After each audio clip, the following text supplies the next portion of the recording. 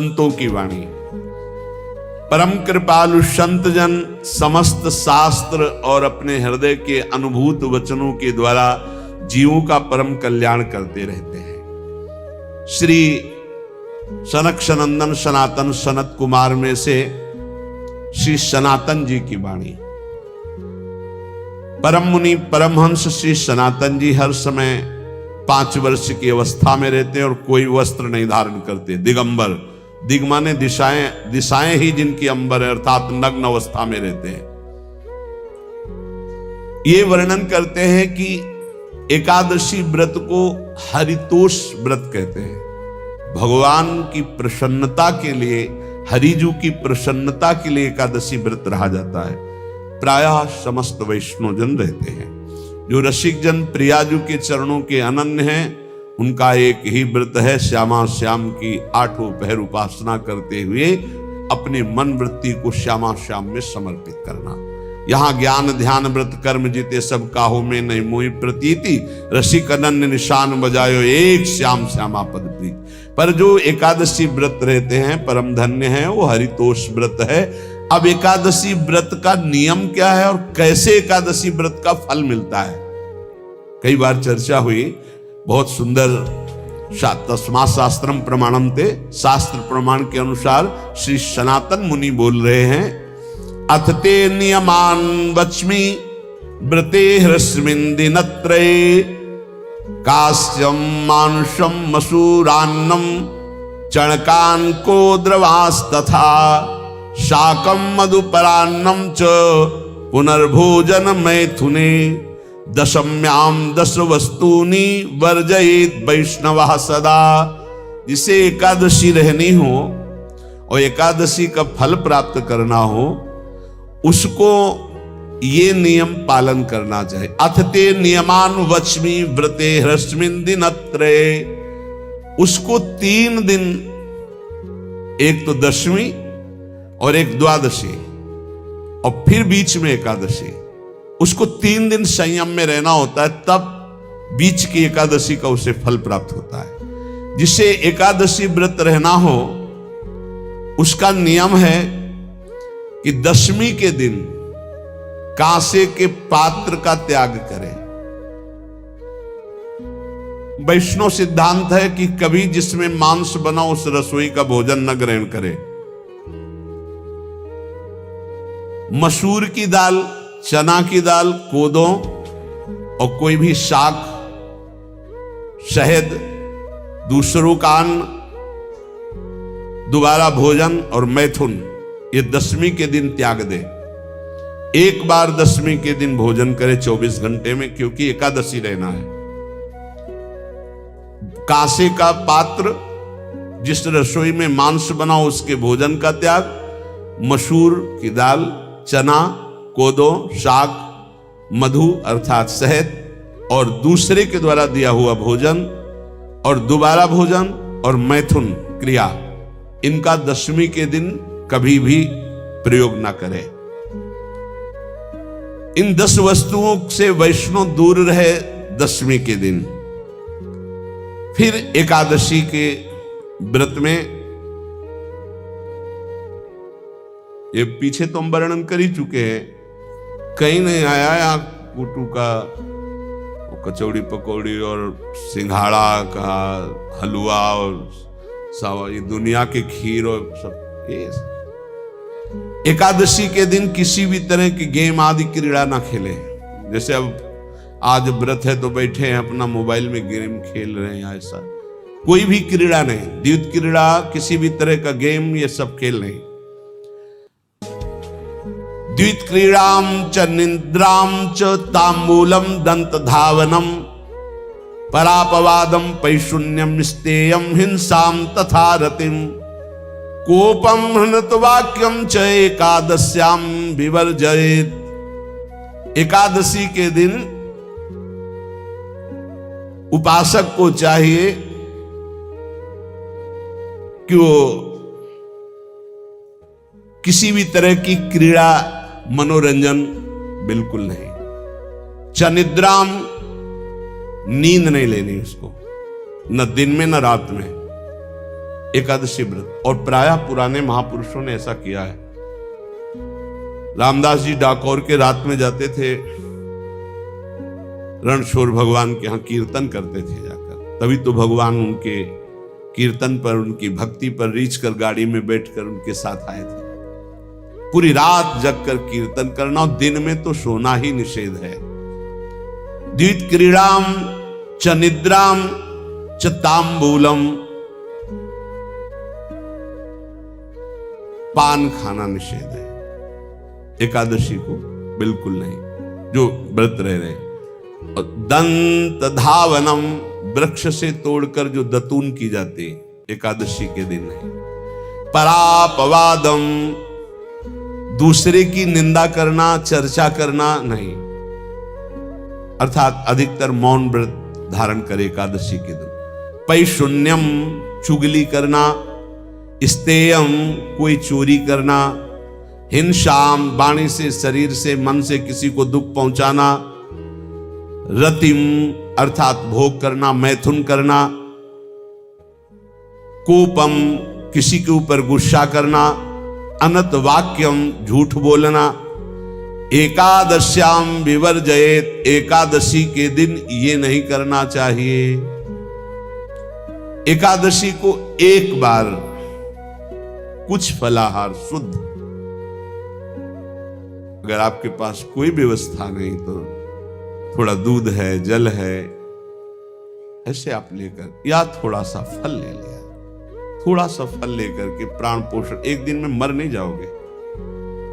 कितने तो निर्जला एकादशी रहते हैं, हर एकादशी निर्जला। पूज्य श्री मथुरा दास जी निर्जला ही रहते थे हर एकादशी।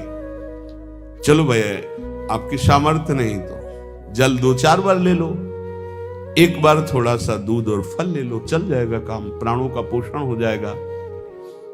ये आचरण न करे और एक बार कुछ आहार ले ले, वो भी शुद्ध भगवद अर्पित प्रसाद।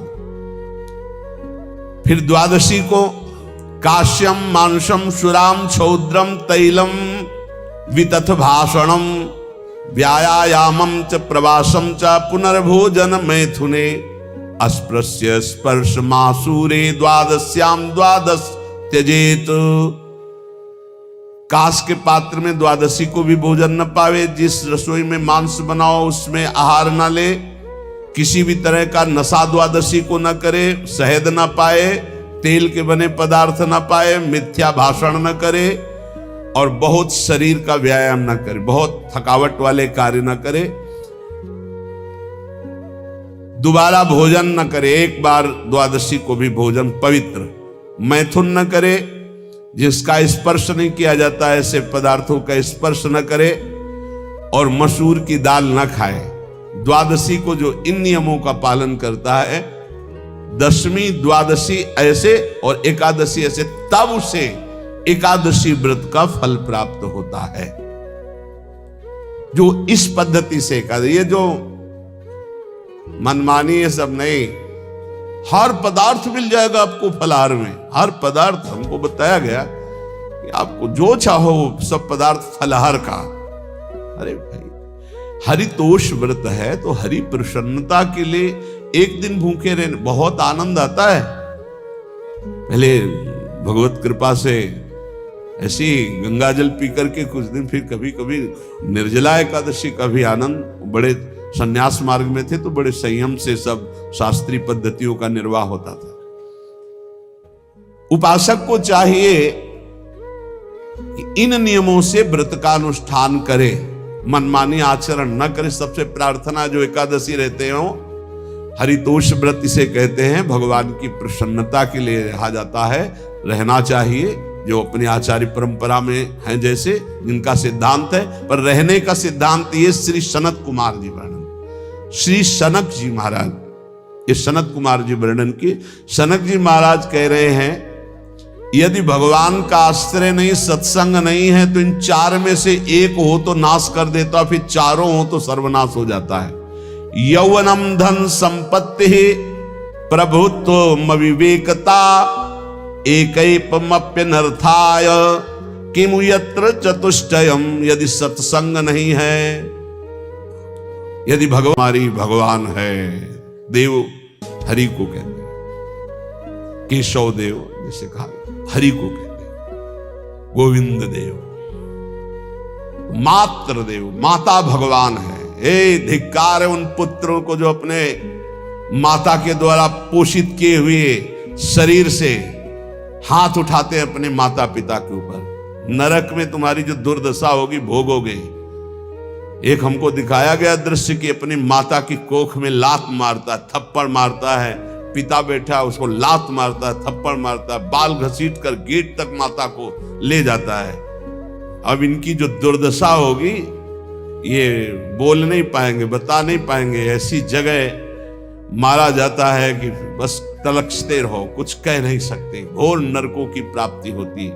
वेद कहता, तैत्तिरीय उपनिषद, मात्र देवो भव, ध्यान से सुन लो, सत्संग है, ये माता साक्षात भगवान है। अगर तुमने मारा वाह भर करके इसके आंसू गिरे, जितने आंसुओं की बूंद से भूमि के कण भींजेंगे उतने कल्प तक नरक भोगोगे। ध्यान रखना, तुम्हारा कभी यश, कभी कीर्ति, कभी श्री, कभी हिरी, ये कभी तुम्हारे उदय नहीं हो सकती। तुम्हारा सर्वनाश हो जाएगा अगर मां पे हाथ उठाया। पितृदेवो भव, पिता साक्षात भगवान है।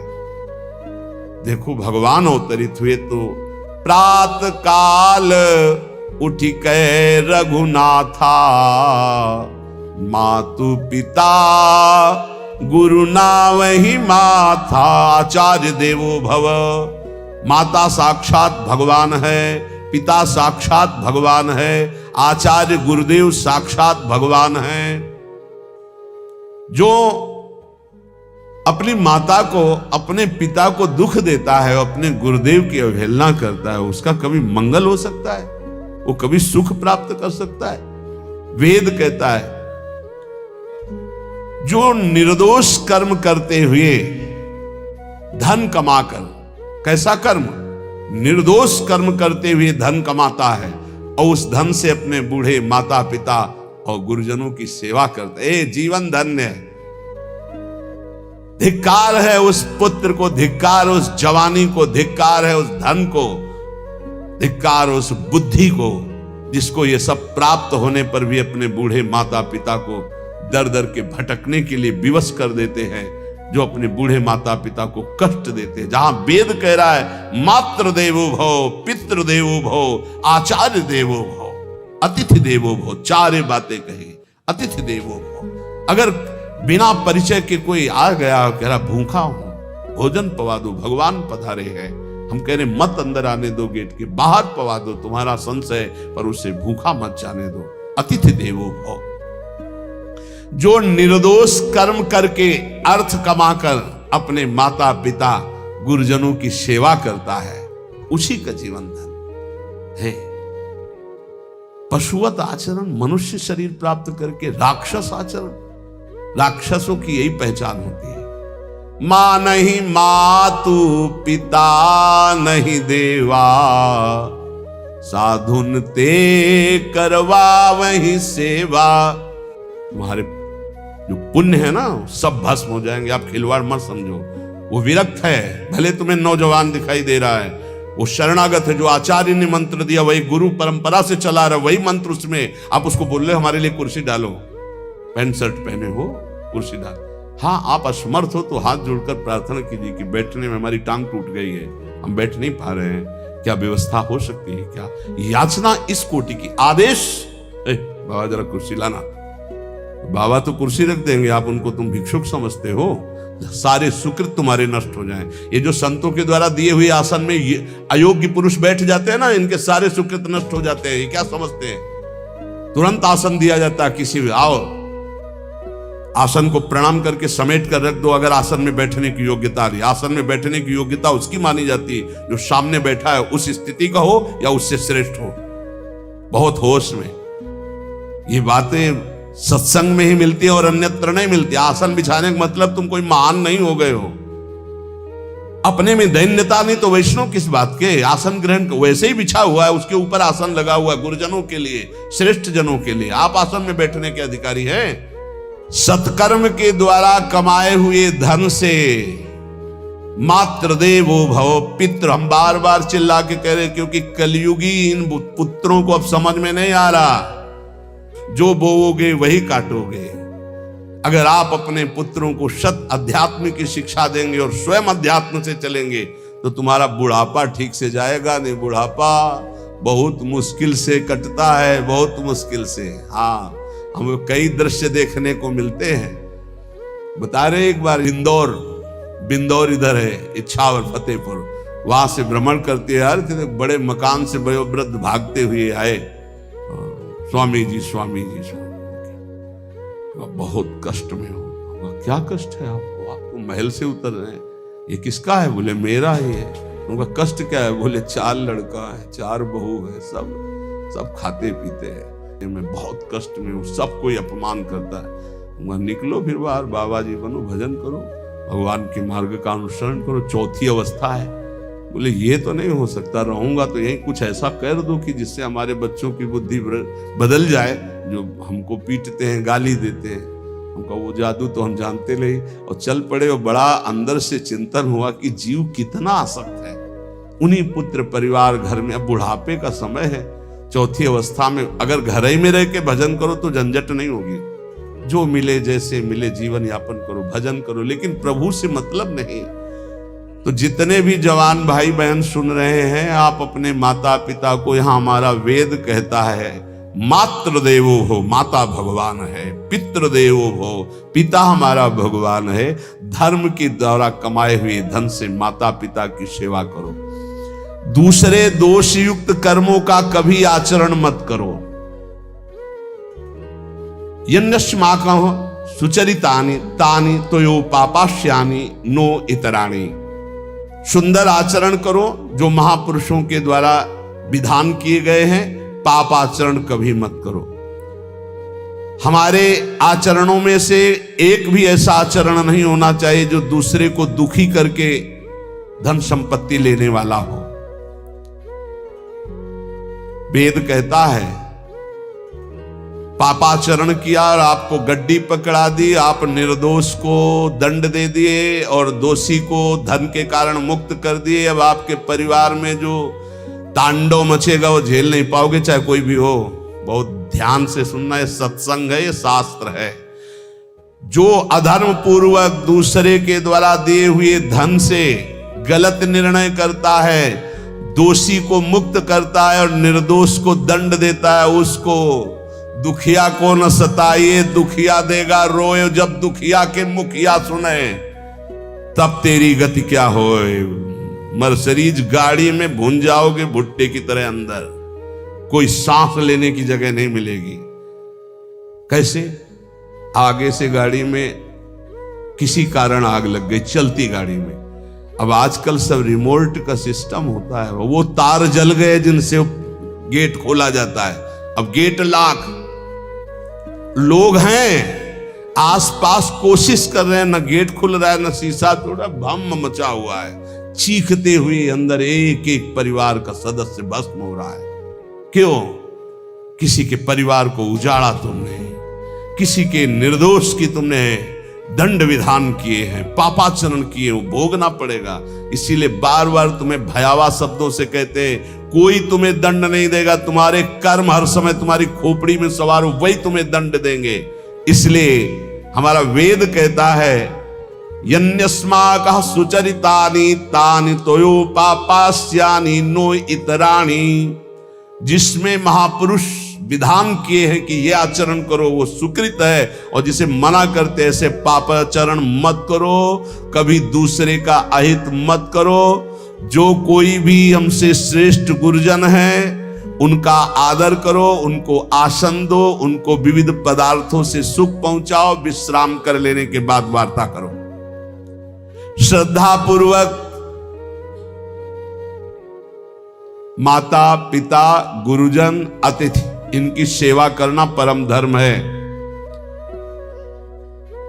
अश्रद्धा पूर्वक इनको कभी मत बर्ताव करो। बोलना, भोजन, ले बूढ़े जनों को ऐसे देखा है, ऐसे बड़ा कर लो, तुम्हारी भी बुढ़ापा आएगी, पता नहीं आ पाएगी कि नहीं आ पाएगी।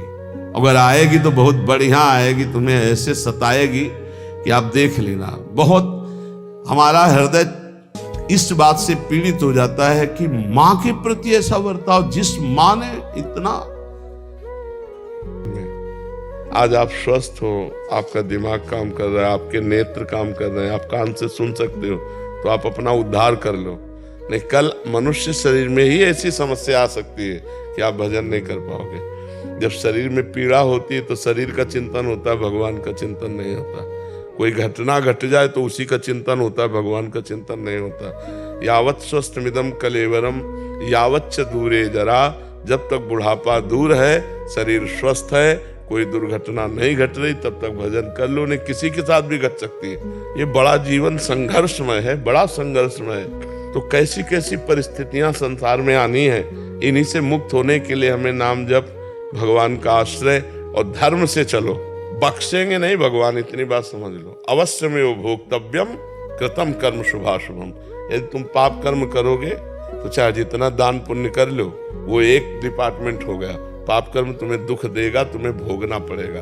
तो हम भजन करके इतना साहस प्राप्त कर ले, इतना ज्ञान प्राप्त कर ले कि दुख हमें परास्त न कर पाए।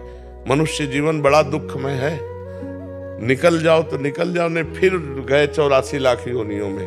यही थोड़ी कि अब अगली बार फिर मनुष्य बनोगे, पता नहीं क्या बनना पड़े। देवीदास जी कर्नाटका से। महाराज जी राधे राधे। महाराज जी, आप माता पिता की सेवा की बहुत महिमा सुनाते हैं। महाराज जी, मेरा एक प्रश्न है कि माता पिता की सेवा श्रेष्ठ है या भगवान की सेवा श्रेष्ठ है? माता पिता की सेवा, माता पिता की सेवा श्रेष्ठ है। क्योंकि भगवान की मूर्ति में भोग लगा एक कौरा पाए क्या? हाँ, बूढ़े माता पिता को अगर पाओगे तो पाते देखोगे। और काहू सो कहाँ जहाँ प्रभु नहीं, जब मूर्ति में भगवान है तो माता पिता में भगवान नहीं क्या?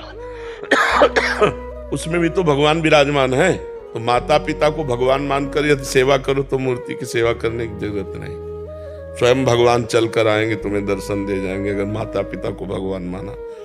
मूर्ति सेवा से भी श्रेष्ठ है अपने माता पिता को भगवान मानकर उनकी सेवा करना। मूर्ति तुम्हारी निंदा नहीं करेगी, मूर्ति तुम्हें गाली नहीं देगी, वो गाली भी देंगे, और आप फिर करो सेवा। जब वो तुम्हारी निंदा कर रहे हैं, तुम्हें गाली दे रहे हैं, तुम्हें दबका रहे हैं, तब भी तुम उनकी सेवा करो। तो माता पिता की सेवा श्रेष्ठ है। महाराज, यदि जीवन में माता पिता ही नहीं है, हाँ, तो किसी भगवान से प्रार्थना करो कि किसी ऐसे अपाहिज बूढ़े की सेवा का मुझे अवसर मिले जिसमें मैं भगवान की भावना करके सेवा कर सकूं, किसी की सोच फेंक सकूं, किसी के गंदे कपड़े धो करके अच्छे कपड़े पहनाऊं उसे, वो भूखा है तो अपना भोजन देकर उसको पेट भर दूं। कभी ऐसा अवसर मिल जाए भगवान मुझे सेवा का, तो भगवान दे देंगे सेवा का अवसर। भगवान की सेवा से भी बढ़कर है जन समाज की सेवा, माता पिता की सेवा, असमर्थ की सेवा। समझ पा रहे हो आप जी? ये पूर्व जन्म का कौन सा कर्म स्वरूप हम लोगों को माता पिता का, मतलब नहीं माता पिता रहते, कौन सा कर्म रहता है पूर्व? नहीं, अपनी आयु का होता है ना। जैसे हम इतनी आयु में अपने परिवारजनों को खो देंगे, वो खो दें। कितने ऐसे अनाथ बच्चे जिनको पता ही नहीं हम कहाँ पैदा हुए, कौन माता पिता क्या।